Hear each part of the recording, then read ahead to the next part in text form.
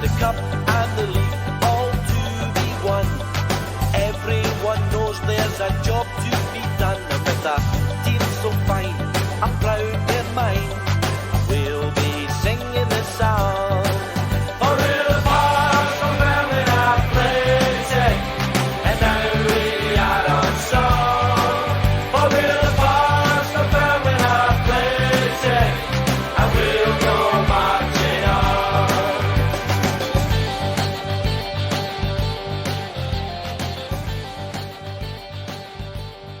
The Dunfermline Athletic Former Players Association podcast is sponsored by Starnut Apparel, affordable and stylish clothing born on the terraces. Visit their website, Instagram, Twitter and Facebook.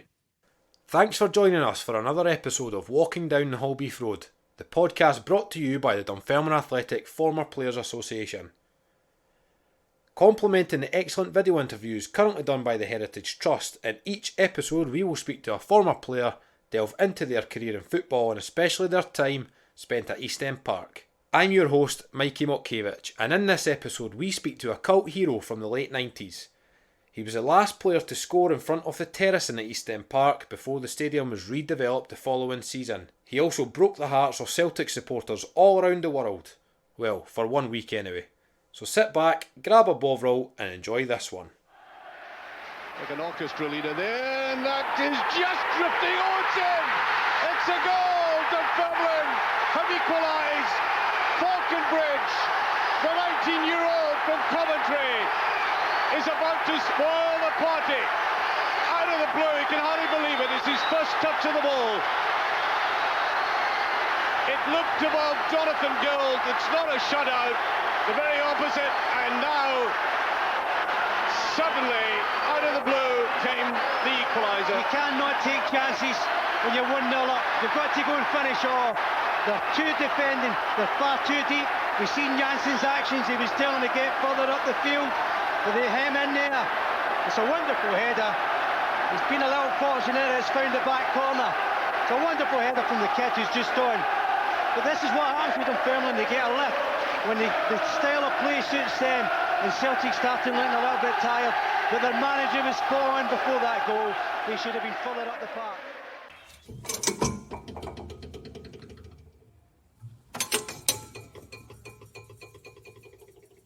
Craig, thanks for joining us on the podcast. How are you doing? I'm magic, matey. It's been a roller coaster last sort of 4 or 5 years, with sort of staying in the game, coming out the game, going into coaching and doing bits and pieces. But right now, everything's magic. Superb. Well, it's great to speak to you. It's been a long time since you've probably had any conversation about your time at Dunfermline, so we're looking forward to it. It's funny enough. When I had Twitter, I got sent a link from. So I get reminded about the day that I scored against Celtic. Yeah. And some very kind Dunfermline fans sort of dedicated that day as Craig Faulconbridge Day, which they remind me used to remind me on a yearly basis. And that was the day I scored against Celtic, which is, for me, it was such a symbolic and magical sort of time, because it was my first ever professional goal. Of course. Yeah, we'll obviously touch on that throughout the podcast, but starting right at the beginning, you're a Nuneaton boy just outside Coventry. So what was growing up in Nuneaton like, and your experiences of playing football as a kid? So I began playing football at about 11, so properly sort of into a team at 11 and 12. I wasn't really sort of, nowadays you get kids that are sort of 4, 5, 6 that are mad keen. I think it's almost like the parents have a lot to do with that rather than the children wanting to play. But I started, 11. I was in a little village outside Nuneaton called Ansley Village.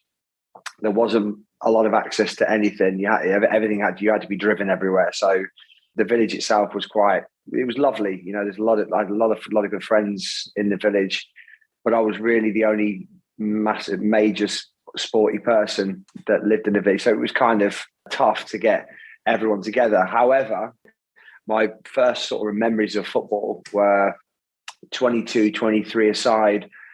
in the local park when you had sort of 18, 19-year-olds playing against or alongside 8, 9, and 10-year-olds, and you did well. Just if you went past one of these older lads, to not get your legs completely taken from under you, and it was a massive baptism of fire into football. Just playing it, and it was like 22, 23 aside. You very rarely touched the ball, but if you did, you kind of thought, "Oh my goodness, get rid of it quick, otherwise I'm going to get seriously mangled." We'll touch on it later. Obviously, you're involved in youth football now and coaching, but do you think that's missing from kids growing up nowadays playing football in the streets, and the fact that you're playing against older kids? And you know what, I look at football now, and it's pleasing because there's a lot of organised football. But the fun elements of football, and that just grabbing a ball under your arm and being able to be trusted to go, walking 500 yards around the corner into a park and be no real parent intervention or supervision. You grew up fast. You had to grow up fast. I know there's a lot of stuff going about in terms of there's safety issues, but I just love going out and playing. You wanted that, but as a kid, you wanted that freedom. You wanted the freedom just to go and just be a kid and mess about and get up to mischief. And I think that's kind of gone now, where it's a lot more organised. Or you can't do that, you mustn't do that, or don't do that. Oh no, we'll do that when we've got time. We'll book an appointment for 3 weeks on Tuesday to do that. And I think it's losing a little bit of its freedom. All the freedoms have gone. Yeah. So obviously you were involved in football as a kid. You get the opportunity to sign with, I presume Coventry would be the local side in Nuneaton. It was. Well, funny enough, when I started playing at 11 and 12, I wasn't very good at all. I had very little technical ability, but I was really enthusiastic. So I got picked up. Well, I didn't get picked up. My dad got me into a Birmingham City development centre. We went over on I think it was a Thursday evening once a week, and I picked up some real. That was when I started to pick up the technical aspects of football really quickly, because there were some really good players there, and you could tell they'd been there for a number of years. And I was sort of starting a little bit later than they'd done, but you pick it up, and then within 12 months, 18 months, I remember going on a football tour to Holland, and we won the tournament, and I scored the winning goal in the final. And it was like, oh, crikey, Craig's mate, all the dads were talking to my dad on the way back. And I just remember conversations like, oh, they're definitely going to take you on next year. You got no problems whatsoever. And I got released. Boom. I got let go. And that was my first experience of being told I wasn't good enough. And that was sort of around 13, 14. So it was quite a harsh sort of experience. How did you deal with that at that age? Well, funny enough, I went back to I had really, really good grassroots Sunday team, and I was playing for the county and the district on a Saturday. So my football was not really affected at weekends. And when I went back to the Sunday team, they welcomed me back in, and there was no weirdness. There was no, oh, he's come back, oh, he does, that type of stuff. It was in, you come back in, and we kind of hit the ground running.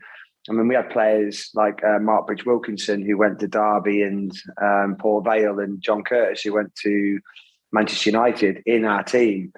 And there's 2 or 3 others that were involved in Stoke City at a younger age. So the team itself was kind of dotted with players that had been at development centres, but also going on that journey of into professional football in professional clubs. So they were just dotted here and there in the team, and it was, we didn't think anything of it at the time. But then, like with any profession, if you see someone with standards around you, you don't necessarily take notice consciously, but your subconscious is going, yeah, I like the way he does that, or I want to try and do that. And we all just bounced off each other. And I ended up over 2 years, sort of really sort of focusing on just I wanted to be a footballer. That was it. I made that decision that I got let go by Birmingham, and I wanted to go back in, whatever I had to do it. So I was just training every day, every single day, 2-3 hours a day, just hammering the techniques every day. And at 15, I got picked up by Coventry. They come to watch 2 players in the team, not me. He stood with my dad, didn't know it was my dad. And the guy was like complimentary about how I was playing. I think I scored a hat trick one week and then 2 the following week. And the third week he said, no, I'm not taking them. I'm going to take me. And I went to Coventry and that was it. Sorry, did you have opportunities to go to other clubs, or was it just Coventry that was at the time? No, I mean, to be honest with you, I kind of got put into a, not bubble, so to speak, but I didn't want to go and leave the Sunday team. I was quite happy where I was. It would have taken something pretty much. I wasn't like on a journey to go here, there, and everywhere. I just wanted to play football and enjoy it, and I think that's what attracted them to me. And I think from that point of view, once I went into Coventry and spent the under-16s with them, I then took that into the under-16s, and then it was great. We're playing against Leicester and Aston Villa and teams like that, and it was a real education. Yeah, and obviously joining Coventry, a massive club, Premiership club at the time. Who were the kind of players that were kicking about at Coventry during that time for you? When I first joined in the youth team, Dion Dublin had just joined, and you had Darren Huckabee, who was on the way in towards the end of my youth team.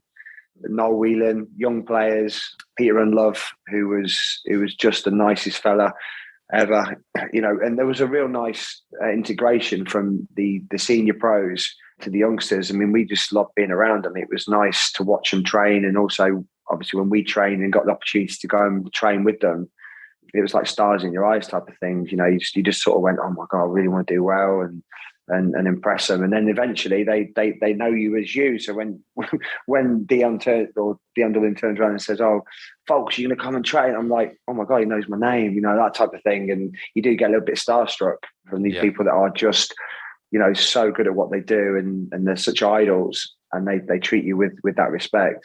And I remember I'll bounce forward, but also obviously after I went to Dunfermline, I went to Hull City on loan, and Dion was at Aston Villa, and we played Villa in the FA Cup third round, and I played in that game. He didn't play, just left Coventry, and I remember after the game going into the shower and having a shower, and I just heard his voice saying, "Folks, any danger? I'm waiting to see you." And it was like, oh my God, he'd come down and come into the changing room just to see me and say, well done, young lad going and doing that. You've done amazing. Well done, that type of stuff. And I really appreciated that. It was one of those things you just always remember, that he said, oh, hang on, I'm hanging about for you. Don't drag your feet type of thing. So not that I knew he was there. It was just a nice surprise. Brilliant. And what was your memories of Highfield Road? Obviously, the stadium no longer exists, sadly, but it was a great stadium, wasn't it? Yeah, I mean, quite. We, as apprentices, or as YTS as it was, we had the job of preparing the Saturday's games. So we used to take all the stuff down to the stadium on a Friday, take all the Lucozades and the kit, used to put them in the changing room. And then we'd play in the morning at the Sky Blue Lodge, our games. And then if they were at home, we'd then all scurry over to the ground and watch the first team in the afternoon. We'd be outside the changing rooms supporting and whatever the gaffer needed or the players needed, we were there on hand as YTs to help out. But it was I take it as a young guy, is that quite surreal, sitting watching the Man Uniteds and Arsenals and Chelsea's coming to Highfield Road at the time and thinking that might be me one day playing out there? Ironically, it wasn't long after when they used to play Man United, Ferguson used to walk down the tunnel and say, listen, leave my players alone. Don't ask for, don't speak to them. But they were not much older than us. They were probably 18, 19 as we were 16, 17s. And, thinking these kids, but I didn't think they were kids. You looked at them as established players, but they were only sort of 2-3 years older than us. And you thought, wow, this is amazing. But I didn't see that. I've never sort of connected the dots as to think that could be me next. I always thought, well, I'm a YT and I knew my place. I think that was one of the things I struggled with, was to break out of that mould. Once I got into professional football and I was a pro, there was no problem. But it was almost like, no, you're a YT, you stay where you are. I think that's the mentality shift that a lot of youngsters don't necessarily see as the most important step. Is you got to see yourself doing something to be able to do it, rather than just going, well, I'm here, I'm accepting where I am, I'm happy where I am. Whereas I know a lot of people would have been happy being a YT at Coventry in a Premier League club. There should, there needed to be that. I don't just want to be a YT, I want to be a pro. Yeah. And then you get the opportunity to go out on loan. How does the move up to Scotland come about to join Dunfermline? So, I forget the season now. Was it 99? Was it 99? 97, 98. 97, 98. So I got injured in 97. So I'd just come out of the YT. I was a first year pro. Must have been, yeah. So I was 18, just 18, nearly 19. And I got injured at the start of the season. So I had an amazing pre-season with the first team. So we were all together in pre-season, and I got myself really, really fit. The squad got put out for the first team game on the Friday, and my name wasn't on it. And I thought, but we all trained together, and I thought I'd kind of make, because Dion was struggling with his knees. He had a problem with his knees and stuff. And I thought this might be the opportunity that he just goes and throws me in. And it didn't. So I trained on a Saturday morning before the game, and my knee buckled in the morning. My left knee, it kind of bent back on itself and it almost went further than it should have done. And I split my cartilage in half, and I didn't know I'd done it. So I tried to recover, and my knee just went, and then I couldn't bend it. And then at night I was in a lot of pain. So I had it repaired, and I was out for 3 months. So when I got back, probably around sort of January, February time, Strachan was like, we need to send you out on loan. Let's get you out on loan. So the move came about for me to come up to Scotland, and it happened within sort of a day, literally a day. It was around about deadline day, and he said, "Go on, go and have the last 6-7 games up in Scotland. You'll play, and you'll get your chance, and I enjoy it, and then come back down, and we'll see where we go." And that was it. I was within 24 hours on a plane. I was up to Scotland. I met Dick Campbell, and that was it at the airport. Yeah. Took me to the hotel, and next day I was sort of training with Dunfermline. Superb. We were actually with Dick Campbell last week, and he was asking for you, so he does say hello. Oh, nice. Oh, fair play to him. Yeah, I'm so Dick and Bert, great guys, looked after me really well up there. I think it was just a shame. I think at the time they were trying to move Andy Campbell on, weren't they? Dunfermline. I think they wanted to get some money for him because he'd had a really good season. He scored a lot of goals. Andy Smith. Yeah. Andy Smith, sorry. Yeah. So I think they were trying to get a lot of money for him, weren't they? And it just didn't materialise. So I think I was potentially going to be that player to replace him when he got moved on, and then it was a case of seeing what happened after that. So I think it was just unfortunate circumstances that that he didn't move on. I mean, I don't know what happened with that, to be honest with you. When you hear sort of changing room chatter, you can sense he was disappointed he didn't move on. Yeah. So you signed for Dunfermline. We'll touch on Andy Smith in a wee bit, but you signed for Dunfermline on the 25th of March, 98. You then made your debut on the 28th of March against Glasgow Rangers. So you were chucked into the deep end there. So what's your memories of playing against Rangers in your debut? So obviously I didn't start. I came on, and obviously Gascoigne was playing, and Laudrup was playing. And I remember Ali McCoist, as I came onto the pitch, he went, "Good luck, young'un," as I come on. And because obviously these kids, they know I'm a young lad. They obviously hadn't seen me before. They obviously know about all the players in their, when they do their pre-match thing. So it was nice to hear that. I had a chance to score. I think it did it end up 3-3, didn't it, that game? I think it was 3-2 to Rangers. I think McCoy scored twice. Yeah. And I had a chance to score the third and make it a draw. And I think I either hit the post or it went wide, and I was at the back post. And I remember it sort of almost to the day where the ball come across, and it come across quite quick. And I've just tried to sort of hit it, and I think it hit the outside of the post and went wide. And I think that kind of set up a melee of sort of things in the next 2 or 3 games where I'd either hit the post, hit the crossbar. There was chances galore that were just unfortunate, an inch or two the other way, and I could have ended up having sort of 4 or 5 goals in a very short period of time. But it just didn't sort of just didn't go my way. Yeah, you mentioned Andy Smith. He scored twice in that game. So that season he was on fire. I think he hit about 25 goals. But you mentioned the Rangers team there. Some of the names that was playing that day. So you had Jorg Alberts, Brian Laudrup, Gaza, Rino Gattuso, Marco Negri, and Ali McCoist, like superstars up here in Scotland. Unbelievable. And like I say, I see when I've come on in games in that nature, I've not really. I think if you ask any player, you let it go because you know what you're on there to do. You're on there to do what you've got to do, and you're a player. You kind of before and after type of memory and reflection, and it's you look forward to, and then you reminisce. But I think during everything just changes, and you know what you're at. I mean, some managers say some occasions get too big for players, and I think it's then when you start to then have that peripheral vision, you start noticing things you shouldn't notice, and then your concentration goes. But I think under the circumstance, it was nice. It was actually felt really welcome into coming into that team, and it was a really nice experience. What was the dressing room like, Craig, when you come up to Dunfermline? How did you find it? First impressions and stuff.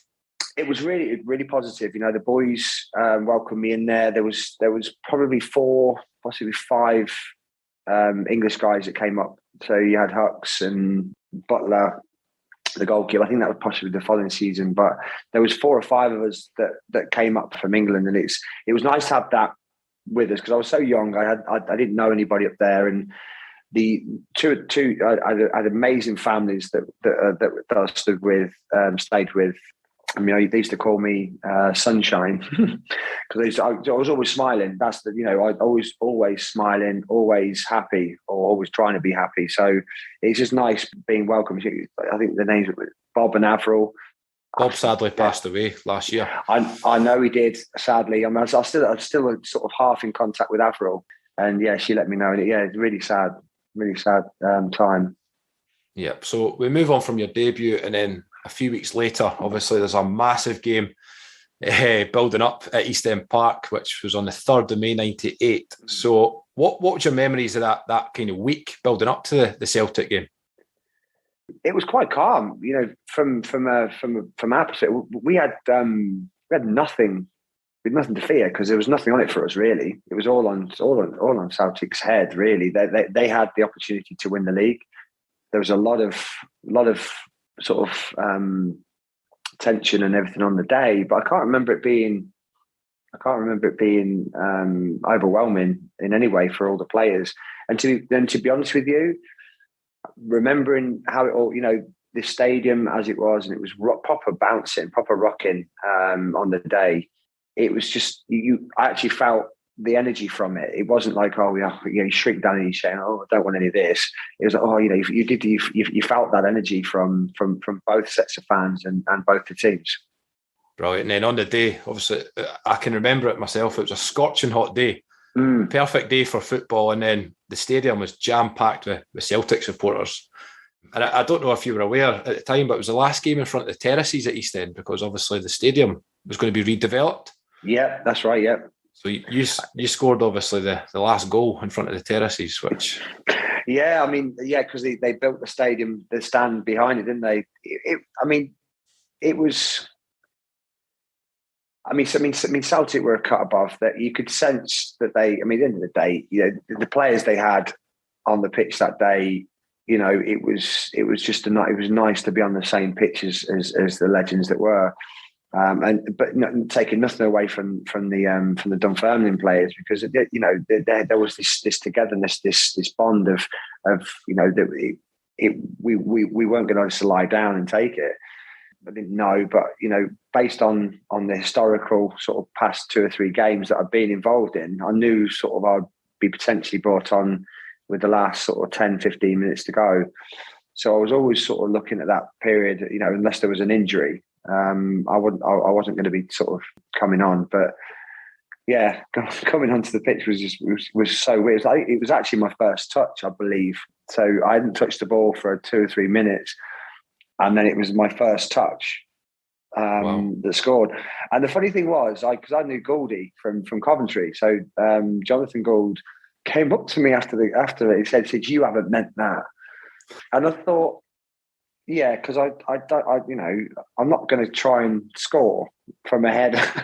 And I thought that's a bit of a weird comment to make, but he was a friend at Coventry, and he's a nice guy as well, Jonathan. And I think from that point of view, he's just genuinely gutted that they hadn't sort of finished the job on the day. But it was nice to speak to him afterwards as well. Yeah. So you're just a young guy. It's your first professional goal in football, so you must have been on cloud nine at full time, and that evening must have been pretty good for you. Well, you know what? My mum, dad, brother, and his friend come up to watch, and they're in the stand, so they've obviously all seen it. My mum and dad were mental. I remember starting the game the following season against Dundee, and they drove just for that evening game and drove back after the game, and I think they got home at 4 a.m. or something. The following, so they were in the stand. Yeah, I mean, it didn't quite sink in. I was in the change room afterwards, and the players saying, "You don't realise what you've just done," and it's like, well, yeah, you've got a great feeling, But because I hadn't sort of grown up with the team, I hadn't grown up in Scotland with Scottish culture. Obviously, you're aware from a distance what it means between the two Glasgow clubs, but you don't really know what it's like. You don't live it when you live and breathe it. I assume it's a very different kettle of fish, and when you do affect one of those outcomes, then yes, I've been. As time's gone on, I've been reminded. Do you remember how significant? Yeah, I do. At the time, I was 19. I had very wet behind the ears. I had no real knowledge and perception of anything other than that I just scored a goal that I was paid to do. Yeah. So for me, yeah, it was great, unbelievable, first professional goal. Really happy, really excited. So yeah, it was nice. Brilliant. So the season ends on quite high for the club. New stadium's going to be developed the following season. You get the chance to stay at the club and have your loan extended. Was that quite an easy decision for you at the time? It was at the time. I spoke to Gordon Strachan very briefly, and he said, "Yeah, you can stay up there for another 6 months, I think it was." And they came up to Scotland for pre-season, so I saw them. They played against Livingston, Coventry played Livingston, and I went there to say hello and see all the players. And it was nice to see everyone as well. So they all made a fuss of us, and it was nice.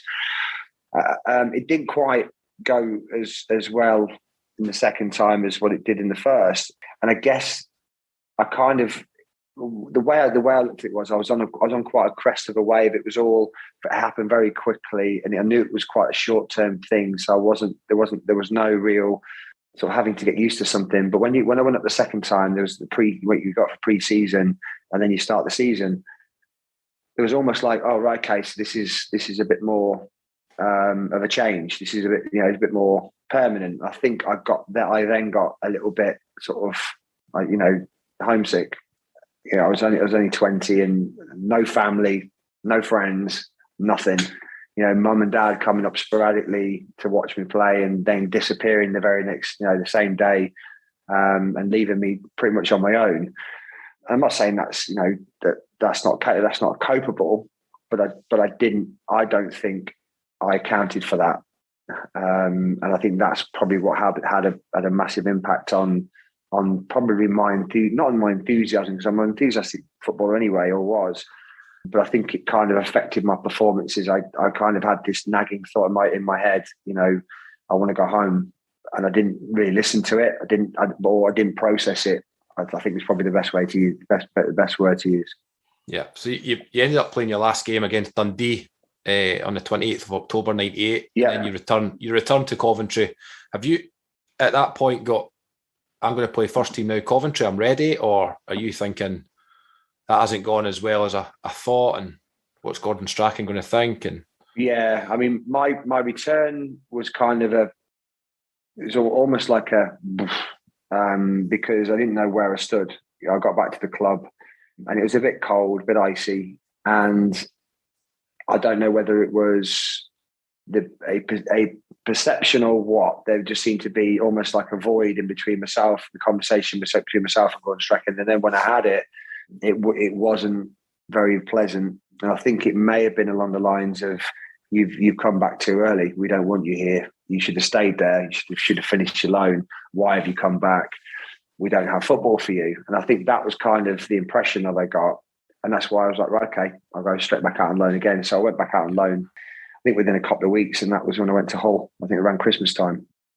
We hope you're enjoying this episode of Walking Down the Halbeath Road. We would also like to thank our sponsors at Inverkeithing Hillfield Swifts 2017s. The Swifts are an SFA quality marked community group and have competitive teams for every age group from mini kickers through to amateur level football. So if you're interested in youth football, why not check out their website, www.swiftsfc.com. Yeah, so you joined Hull, and what's your experiences of Hull at the time? Well, they were rock bottom of Division 4, or the old Division 4, and it was really bizarre. It was almost like a bit of a shambles. You know, there was no real training facility. There was no real organisation or structure. It was, the manager played, so I'd never experienced that before. He was a nice guy, Warren Joyce, lovely guy, but I just think they were kind of looking for breaths of fresh air everywhere. And I came in and I was quite a technical player. I looked after the ball, worked hard. So I come in and tidied things up in the front, but I didn't score any goals. So I was kind of another piece of the jigsaw that just didn't quite fit properly. So I remember playing in a cup game against Wrexham, and in that game I just had a unbelievable game. I played really well, won everything in the air. I was really competitive.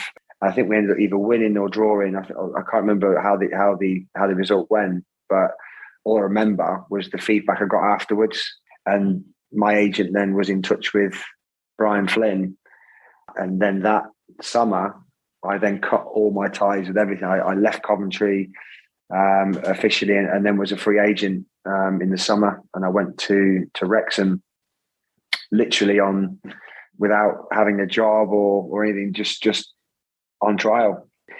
I remember going, my first goal for Wrexham, we played an Irish team in pre-season, and the game was going okay. It was sort of backwards and forwards, and then the ball's dropped 22, 23 yards out, and they've hit it on the half volley, and it just screamed straight into the top corner, and that was it. It all went right. Happy days. And then they put me ahead. I mean, they signed David Lowe that season, Ian Stevens. They had centre forwards that signed, and I was and Andy Morrell was there, and I was tucked in behind these guys, and I just fought my way into the team. And then the first game of that season against Blackpool, I scored on my debut, and then that was it. I was just off and running. Yeah, you were a bit Preston. Yeah. Am I right in saying you're a bit of a fan's favourite at Wrexham?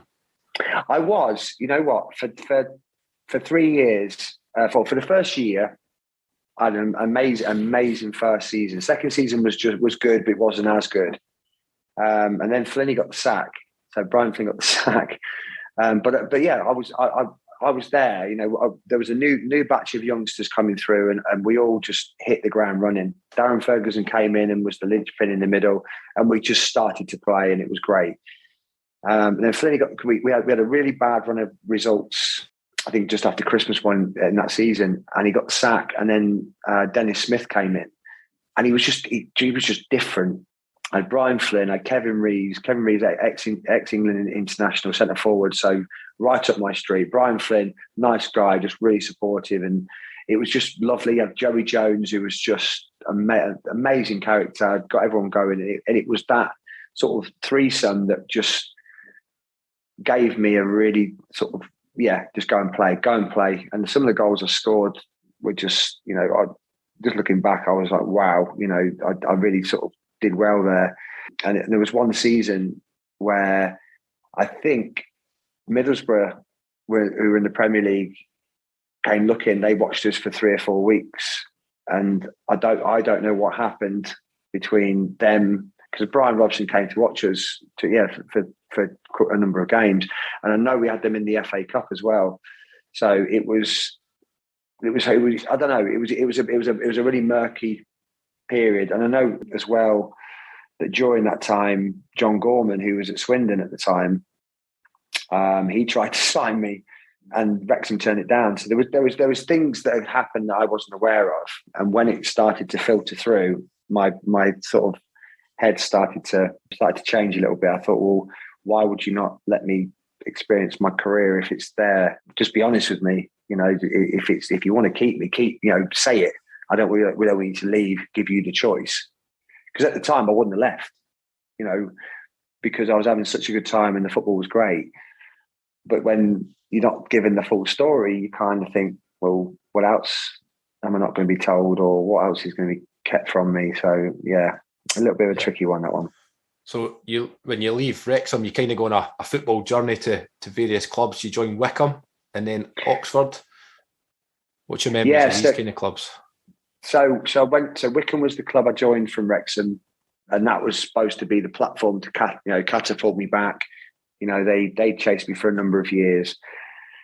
I get to Wycombe and I hit the ground running again. So I scored on my debut. I think I scored 4 or 5 in 6 games, and I was at the top of the charts. And then my body started falling to pieces. Is the best way I could describe it.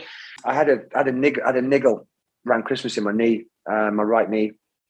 And it was Christmas Eve. I remember it. It just, I went to pick a ball up and my knee just sort of snapped straight, you know, just like, like you jar your leg. And I was like, oh, you know, and I thought, okay. So I sort of shook it off and walked off. And then when I tried to run, it felt spongy. And I thought, oh, there might be a bit of swelling in there. And I looked down and my knee was like twice the size already. But I played through Christmas. I played up until February. And I played against Swindon and scored against Swindon. And then I got drugs tested afterwards. And I'd taken some Benylin, I think, cough medicine, stupidly. But it's not got nothing in it, no banned substance in it. But the physio made me feel rotten. He said, well, you've probably ruined your career now. And I was panicking. And then when it came out, I was fine. I thought, you know what? I'm going to have to get my knee sorted because I'm not going to keep anything from anyone. This is not right. Get it sorted. So I went in, had a scan, and then I got the worst news I've ever had, basically. The inside of my knee, the condyle in my knee, the femoral condyle had crumbled, and I needed a pretty major operation to repair it, and I possibly might not be able to walk again. So I was like, wow. I was 26. How did you deal with that? No, 25. I didn't. 25. I didn't hear what the surgeon said. He said to me, "You're not going to potentially not going to walk again." Didn't hear it. I just thought, you know what? You don't know me. You're not going to tell me I'm not going to walk again. So I had the operation, and I tried to walk within a couple of days. I walked my dog, and then the physio said, "Get off your leg. You got 8 weeks. You've got to stay weightless." He said, we're sending a machine round to your house. You got to lie on the floor for 8 hours a day. This machine bends and straightens your legs. He said, you've had your bone drilled, you know, it needs to repair. And then it starts to set in, you know, 2 or 3 weeks later, a month later, 6 weeks later, you're still doing the same things. Watch your leg go from there to there. All the muscle go, everything starts to atrophy. Your body starts to sort of bend and do things it shouldn't never done before. Did you fall out of love with football, Craig, at that time? No, because not at that point. I came back from that injury and played 18 months later in pain. And within 2-3 weeks of coming back, the other one went exactly the same. So I had the same injury on the left leg. And I remember speaking to the physio on the phone. And he said, I said, it's bad, isn't it? I said, the same. He went, well, you broke your leg, but that's not what we're worried about. I went, oh, right. I said, so I broke my leg. So I broke the tip of the fibula, and also, it was a rotation sort of fracture, and stripped the lining of my left knee. So I knew what was coming. Back where I was 18 months ago on the floor, 8 hours a day, doing it again over. And at that point, something broke, I think, in me.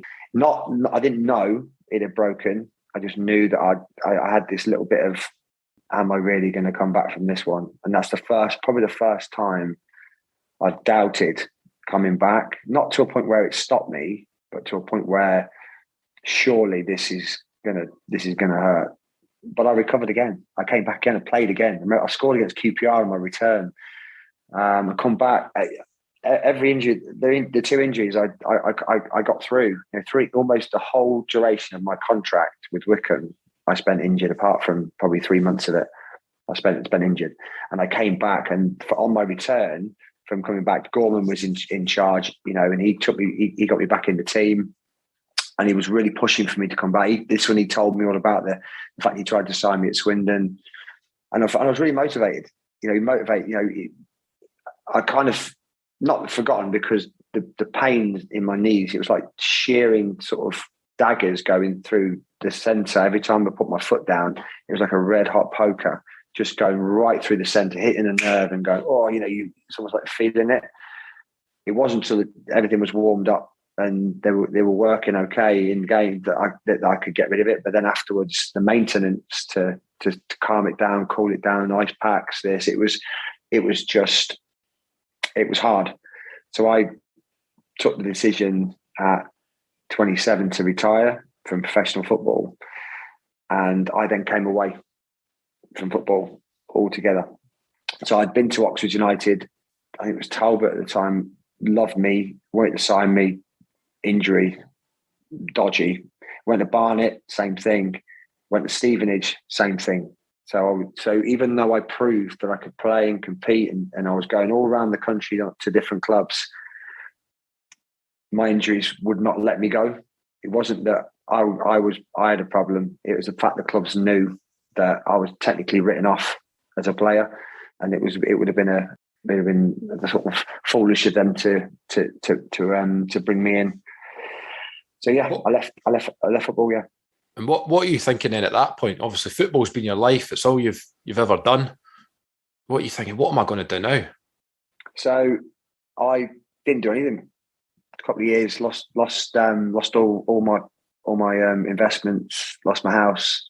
Mum died. So all this in the space of a couple of years, 2 years, my world just fell apart, literally exploded, compounded. It was horrible. I lived it. I didn't know how low it was at the time, but I just got through it. We were, me and my wife, we got married at 28. We were also told we couldn't have children. So it was, a lot of dynamics being thrown into the mixer, which was very difficult to process. That was difficult to process. So I then came away from football altogether, and I went on the building site. So when I worked for my father-in-law, when I worked for a friend, and just got as far away from it as I could, picked up a few bad habits which weren't great, and I kind of just went, enough's enough. Football given me so much joy, and to have it taken like that, it was very tough. And then just before my 30th birthday, so I was 29, my mum had just died, and I just had this. I remember studying my mother-in-law's kitchen, and I was like, "What?" I said, "This can't be it. This can't be it. I'm done thinking this is how my life's going to turn out." So I made a decision there and then, and I was going to come back into football, but on a coaching capacity. I was going to go and join a coaching company and become a coach and educator, and pass some information on and try and educate people and give them some of the tools that I've been able to use to go through some of the most horrific experiences a footballer can have. And I know people have their own experiences, and they are far worse than what I've experienced. But to have what I've had and then have it ripped away from me twice, not just once but twice, it was very difficult to deal with. So I went back in, got educated, went back to Open University, became a sports therapist, became a coach, became an educator, became a teacher. And I set a business up, sports coaching business. And by the time I was 35, I'd achieved what I needed to achieve, and built it to what I wanted to build it to. I was really, really, really, really happy with it. But something was missing. Something was still missing. So I went back I played again. So I went back into football. So I started in the midst of all of this. I went back and played on a Saturday for a local team, Hadnam. I went from Hadnam, a guy called Justin Merritt, who owns Oxford City. And not at the time, but he was the manager. He took me to Oxford City. I played for Oxford City, and I was like, It was all right, it was a nice level, but it wasn't quite serious enough. So I pushed again. A manager who'd been chasing me for a number of years, Francis Vines, was at Carshalton, and I went to Carshalton, and then I started to enjoy my football again. I had no pain. I could run, I could move. For some reason, everything had settled down. All my aches and pains had gone.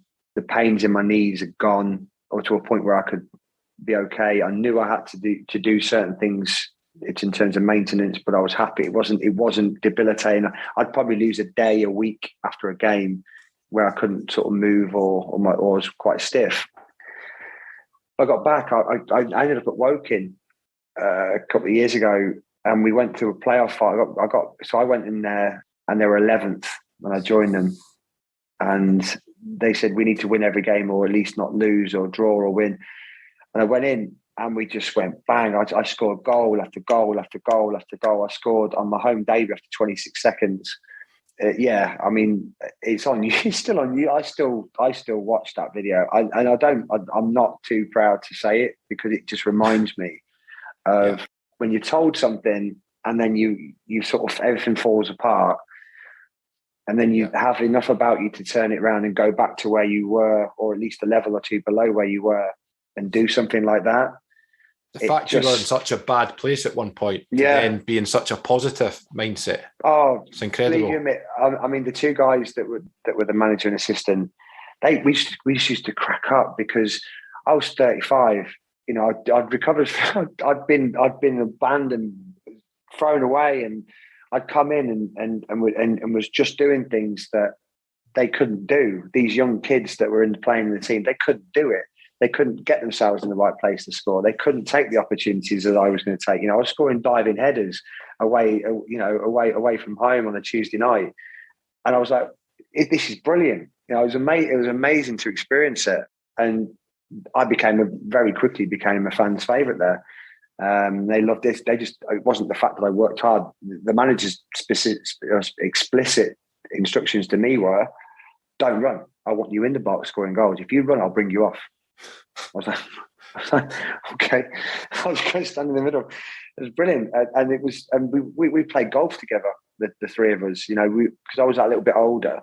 We had a good laugh. It was a laugh. It was the enjoyment came back so fast, and then they got the sack from Woking the following season, and then another guy came in. I was like, I'm done. I'm actually really happily done now. I finished really on my terms. So I've gone all the way back from probably the age of 33 to 36 and played those years, and gone from team to team, gone back up pretty much the ranks that any young player would love to do, but doing it in a way that's defying what I would call my own personal odds. It was it was lovely. So that's the end of your football career. Close that chapter. But what you kind of touched on it earlier on, Craig. What is it you're doing now? So I mentioned my coaching company. So my coaching company's done a 10-year stint, and that's kind of coming to a little bit of an end, because I don't necessarily believe that coaching companies outside of football environments is really the answer. Yes, you can provide your own personal brand, and people can buy into your own ethics and stuff like that. But kids need pathways. They need to see a progression and things, and a way of doing things. So I'm at a local club. They're at step 4, so it's 4 off the league. That really amazing setup. They've got facilities to die for. League clubs would die for this. The facilities. They've got their own ground enclosed. It's got stadium pitches. The pitch is amazing. They've got 3 outside pitches, a brand new state-of-the-art 3G pitch it's just been built, and a mini one that's next to it. It's all South. It's an amazing little complex. I've been tasked with junior development from 6 to 16, which is challenging, and it's not challenging in the sense that the kids don't want to play. It's more the politics side of things from opinions. So opinions in football will never change. Everyone has an opinion in football. I've got no problem with that. But let me do my job. My job is to develop the way I see it and the philosophy that I've created at the club to try and take the club forward. And then there's just blocks at different levels. You get people sort of saying, well, I'm going to do it this way. I'm like, okay, can you just do it this way? Because it works. And, so that type of thing.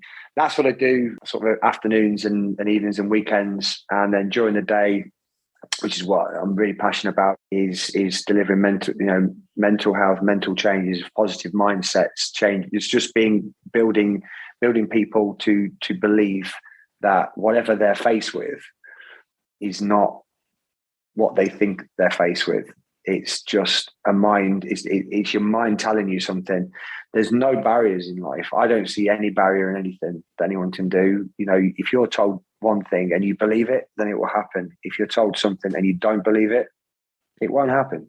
Trust me, your mind is more powerful than you ever give it credit for. And you've just got to use it correctly. And that's what I've built techniques, programs, courses to identify how the mind works and to unlock potential. I'm a fully qualified hypnotherapist. I'm a fully qualified UEFA licensed coach. I'm a fully qualified NLP master practitioner. So everything about language and how to unlock potential is where I'm at. Brilliant. Sounds fantastic, Craig. Super. Would you like an opportunity to get back into senior football if the opportunity was there? You know what? Graham Potter at Brighton, he uses similar types of techniques that I use. I would love to try, because I affect so many kids, so many youngsters, and just changing perspective from one thing to another is so easy with children because they're placid. They've got this neuroplasticity that's easy to change. Adults is a lot harder. There's a lot more wired pathways that takes a bit more of a major shift to change. But if I was given an opportunity, I'd love to go back into professional football and be somebody that can develop players and give them this ridiculous resilience that nothing is impossible, because it isn't. A lot of people are asked questions. Only 0.001% of players make it. I'm like, well, that's a myth. If you believe that, then you won't make it, because if you make that your reason for not doing it, then that's a strong enough reason. But you've got to say, I'm going to be that 0.001%. That's me. If you believe that, you'll do it. So there's, it's not, I can't do this. It's how can I? Show me how. Give me some techniques to do that. Do you think if you at 16, 17 at Coventry had the mindset you have now, it would have been a totally different career? Funnily enough, I had that mindset to get into Coventry. The problem I had was accountability, and that's the key word for anything. You need to be held accountable, and I mean for everything. So, what you're doing, is it the right thing? Are you making the best choices? I don't think I'd have left Dunfermline if I'd had someone like me saying, "Well, let's think about this logically. What football are you going to get at the level you're going to get it at somewhere else, and the opportunities you've got right now?" I know you might be feeling a little bit worried, a little bit frightened, but remember, this is a very short period of time. In the next 3 months, you've got this, and really lay it out logically. No one did that for me. I was a 20-year-old kid panicking because I wasn't getting the first team. I was in the reserve team. I was thinking, well, I may as well go and play in the Coventry reserve team. I knew the two managers were talking to each other, but I wasn't being told that. All I needed was just some reassurance that no, you're fine, stay where you are. It doesn't work like that. You've got to have the ability to step back from a situation and assess it and go, you know what? Take your emotion out of it. You've been told to go here for 6 months. Stay there for 6 months. It's a very short period of time. You'll get more from your experience doing that than you wouldn't have ordinarily done. So that to me was, in hindsight, probably was one of the things that I didn't have. But having said that, coming home and playing in games for Hull and then experiencing what I experienced for them, it kind of set up the next stage of my career. But then I wouldn't have known whether I'd have gone that way with Dunfermline and kept going and stayed in the Premier League, or doing this has done that. So it was kind of I don't know which one was. Well, I never know. But I think having that accountability is so important to know really what the right thing and wrong thing to do is. Yeah, brilliant, Craig. Just before we finish, we're going to do a little feature we do on every episode. So it's called the top 5. So this applies to your time at the Pars only. So it's probably obvious some of these answers, but the most memorable game you played in? My first one, really, that to me was based on the interaction that I had when I came on the pitch. It was against Rangers. But that was my most memorable thought, because it was my first ever game in professional football. I mean, crikey, that was so memorable. It really was. Yeah, superb. And who was your best mate at the club during your time there? Richard Huxford, I think his name was. I remember, so Richard Huxford. Brilliant. I think Richard's now in America. Is he? I think so, yeah. I think so. Wow. He had that manner about him. He was calm, a nice guy, really nice guy, well-spoken. Just, he was a nice guy. Brilliant. The best player you played against? Yapstam. Oh, no, that this is just at Dunfermline. In Dunfermline, yeah, in Scotland. Okay. In memory, probably Larson, probably. Good choice. Favourite stadium you played in? Oh, Parkhead. Oh, goodness me, yeah. That when I came on, I mean, we got battered first game of the season, but what a stadium! What an atmosphere! Unveiling the flag as well. It was, it does make your hair stand on the end a little bit. We spoke to Ian Westwater, the goalkeeper, last episode, and his answer was the exact same game. He said it's the best atmosphere he's ever experienced at a football game. You can't better that. I mean, it doesn't matter who you support. It was almost fake. When we were warming up, it was almost fake, because you saw this blanket of people around. I used to, you kind of just got, a lot of people. And I in that game, I remember picking the ball up in our box. I mean, they were tremendous on that day, and they were worthy winners of 5-0. We were just so all over the place. It was quite a disjointed performance. But I remember picking the ball up and running down the right wing, down the long side on the right side, and you just hear this. It's like trip over, all this type of rubbish being, and obviously a few more expletives than that. And it was weird, because you used to think, crikey, these people got pure hatred for me based on 2 games ago. I did what I did. And again, I was only after the game, and you kind of reflect, and you kind of think, oh my God, I completely forgot that 2 games ago I did that to you. So they won the league in the end, so it's all fine. Yeah, it wasn't a problem. And just to wrap up, what's your favourite memory of your time spent at East End Park? It was just after I scored. Everyone coming and just jumping on me, and the sound. Yeah, I mean that to me, that experience was. Yeah, I'll never forget that. Brilliant, Craig. Well, that's us for this episode. So thanks again. That's been an absolute cracking episode. Yeah, you know what? I know a lot of what happened sort of in the middle part is quite morbid in a way, but you don't know how strong you really are until you get to a point where you are seriously tested. And I think people don't realize that you have one life. And if you let things happen, they will certainly happen. But on the other side of it, if you make things happen, then you get the rewards from that as well. So it's fond memories of everything. What I've learned through successes and failures is priceless. Fantastic. I think a lot of people listening to this, Craig, will really appreciate the fact that you were in a bad place, but you've got out of it. And I think nowadays, so many people are struggling. And it's quite massively inspirational, the fact that you got out of it now, you've got a really positive life, and there is more than just being in that bad place.